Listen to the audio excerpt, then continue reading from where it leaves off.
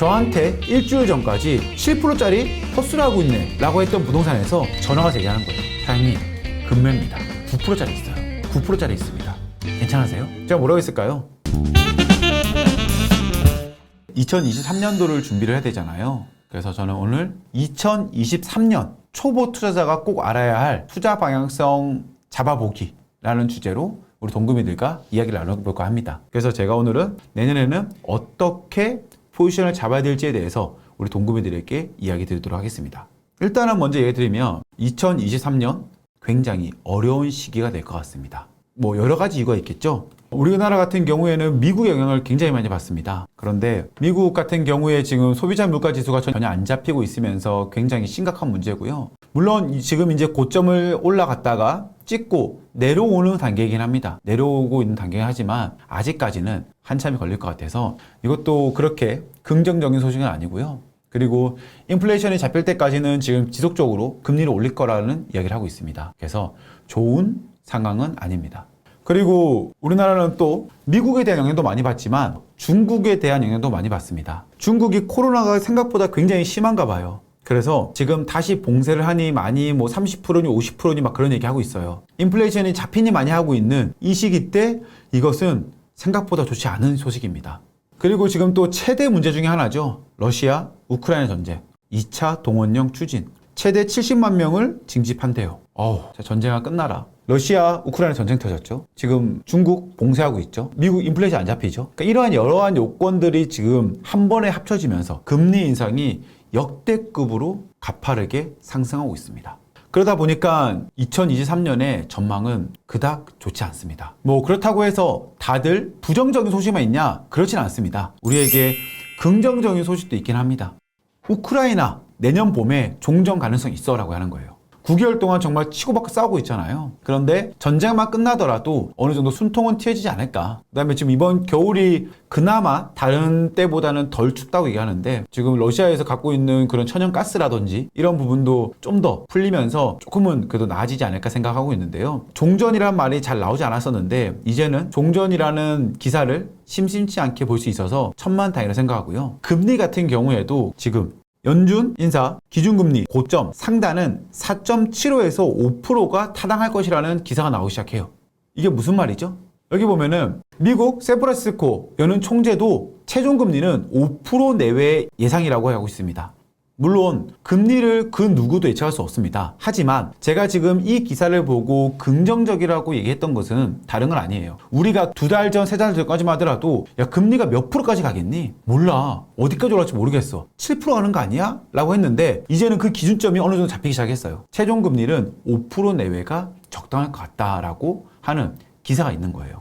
그렇기 때문에 저는 그나마 2023년을 더 좋게 보고 있긴 합니다. 그래서 물론 어떤 분들은 나는 2022년도도 그랬다시피 2023년도에는 투자하지 않겠어라는 분들도 있을 수 있어요. 하지만은 2023년 투자를 더 할 거다 라는 마음이 있으신 분들께서는 영상을 끝까지 보시면은 분명 도움이 되실 것입니다. 저 같은 경우에는 2022년도보다는 2023년도를 긍정적으로 보고 있기도 하고요. 나에게는 또 다른 기회가 될 수 있지 않을까라고 생각하기 때문에 굉장히 기대하고 있긴 합니다. 그러면 2023년도 저의 투자 방향성에 대해서 물어보신다면요. 부동산 투자는 두 가지의 방법이 있습니다. 첫 번째는 내가 가지고 있는 부동산을 매입을 해서 매각을 한다라는 게 첫 번째고 두 번째로는 현금으로 만드는 거죠. 바로 매각을 해서 시세 차익을 볼 게 아니고 월세를 받겠어 라고 하는 것. 그래서 부동산 투자 방향은 첫 번째는 시세 차익, 두 번째는 현금으로. 2023년도에는 시세 차익으로 갈지 현금으로 갈지 우리가 포지션을 좀 정하긴 해야 돼요.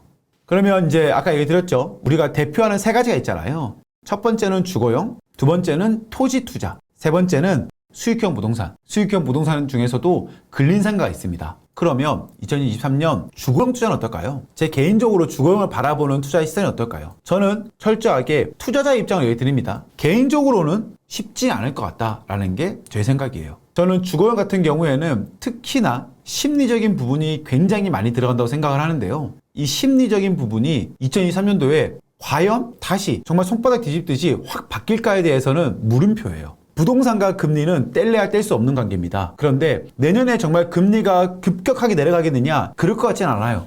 우리가 지금 미국 같은 경우에도 모기지론 같은 경우에 30년 고정대출로 나오는 거잖아요. 그런데 지금 금리가 없다 보니까는 거래 자체가 거의 없다고 합니다. 왜냐하면 30년 동안 내가 고정금리로 갚아야 되는데, 예를 들어서 이 금리가 높은 시기에 내가 매입을 해? 그럼 부담스러운 거예요. 근데 이거는 미국뿐만 아니에요. 한국도 똑같습니다. 내가 지금 집을 살기 위해서는 100% 현금을 가지고 사느냐? 그렇지 않을 것 같아요. 실거주로 들어간다 하더라도 어느 일정 부분에 대한 대출을 받고 들어갈 거예요. 그런데 우리 일반 직장인 같은 경우에는 내가 벌어들이는 수익은 한정되어 있습니다. 내가 지금 만약에 예를 들어서 300만 원 벌어.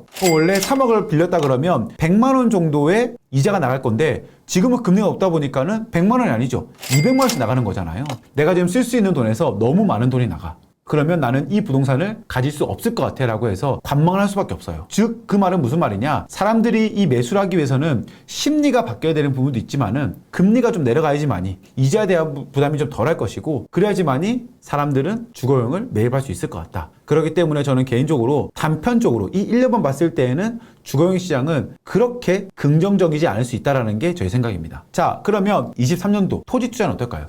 토지 투자는 개인적으로 생각할 때에는 가장 매력적인 투자이긴 해요. 왜냐하면 가지고 있으면 무조건 올라. 역사상 내려간 적이 없어. 꾸준하게 올라가는 게 토지 투자였죠. 그렇기 때문에 굉장히 안전한 투자라고 생각이 됩니다. 자, 그런데 여기에 대한 단점이 있어요. 이 단점이 뭐냐면, 주거용 투자 같은 경우에는 규제가 풀렸어. 그러면 내가 매입을 해서 어떻게 보면 전세를 주는 공급자의 형태로 갈 수도 있는 거잖아요. 그런데 토지 같은 경우에는 가지고 있으면 우상향하는 것을 알고 있지만 내가 전세를 주거나 월세를 주기에는 좀 부족해요. 조금 더 많은 현금이 투입돼야 돼요. 그리고 현금이 좀 더 있는 분들이 많이 하긴 합니다. 토지 같은 경우에는 개발을 통해서 빠르게 매각하는 사람도 있긴 해요. 이거는 개발자들이 그렇게 하는 거예요. 하지만 우리가 일반적인 사람 같은 경우에는 토지를 개발한다기보다는 조금 가지고 있다가 시세차익을 보고 파시는 분들이라든지 좀 더 장기적으로 가져가야겠다, 개발 호재가 있어 라는 분들이 많이 갖고 계시잖아요. 그분들을 통해서 얘기 드리는 거예요.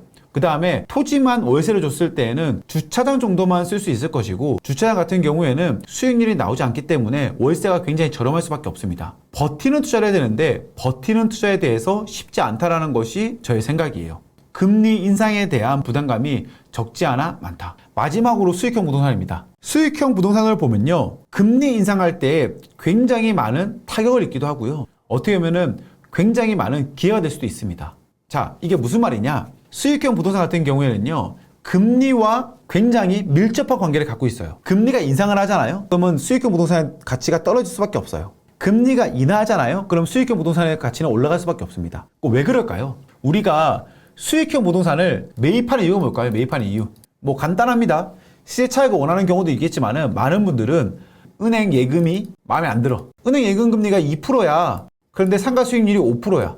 그러면은 사람들은 은행으로 가는 게 아니고 어디로 간다? 상가로 간다라는 거죠. 지금은 예금에 대한 이자가 어떻게 되죠? 막 6% 주잖아요. 6% 준다 그러면 사람들은 굳이 5%짜리 상가를 살 필요가 없는 거야. 나 5%의 수익률이라 그러면 난 차라리 은행에 돈 넣을래. 안전한 거 있잖아. 너의 상가보다는 우리 은행이 더 안전해. 야, 저축은행 요즘 얼마나 좋은데 8%씩 줘. 이럴 수 있잖아요. 이러한 것이 있기 때문에 금리 인상에 따라서 가격 하락이 됩니다. 그런데 반대로 얘기하면요, 금리가 인하될 시 빠르게 상승하는 게 바로 수익형 부동산이에요. 그러니까 지금 이 시기, 금리가 올라가는 시기, 예측할 수 있는 시기에 내가 적당한 좋은 가격에 매입을 했다 그러면 그거는 굉장히 좋은 투자가 될 수 있다는 거예요. 그래서 월세와 시세 차이 가능하다. 왜냐면 내가 지금 여기 7%, 8%에 매입을 했어. 그런데 수익률이 이렇게 다시 5% 떨어졌어. 그럼 나는 7%, 8%의 수익률에 매입을 해놓고 5%의 매각을 할 수 있다는 거예요. 그렇기 때문에 금리가 높았을 때에는 수익률을 높게 잘 좋은 걸 사고, 금리가 떨어졌을 때에는 내가 좀 수익률을 낮추면서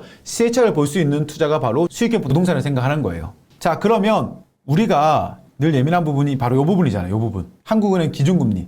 미국 연준은 요까지 얘기하는 거고 대한민국은 요까지 얘기할 수 있는 거예요, 지금. 왜냐면 이창재 대표님 같은 경우에는 미국과 1% 정도 갭을 두고 가겠다. 괜찮아. 대한민국 괜찮아 하고 있는 거잖아요. 그럼 미국에서는 5% 얘기하는 거고 1% 갭을 준 다음에 4%를 두고 있는 거잖아요. 그렇죠? 그럼 우리가 지금 급격하게 올라가긴 했지만 여기서 이렇게 한 번, 두 번, 한 요 정도까지 가면은 그래도 우리가 이제 어느 정도의 고점은 도달하지 않겠나. 지금의 경제 상황에서는 한 요 정도, 뭐 3.5에서 4% 사이가 되면은 막다른 곳이 가지 않겠나. 그까지 올라가면 또 금리가 또 올라갈 거잖아요. 그러면 그거보다 더 좋은 수익률이 나온 상가가 있겠죠. 그럼 그때부터 우리는 쓸어 담을 수 있겠죠. 보이시죠? 금리가 빠르게 올라간다 그러면 빠르게 내려갈 수 있는 거거든요. 이렇게.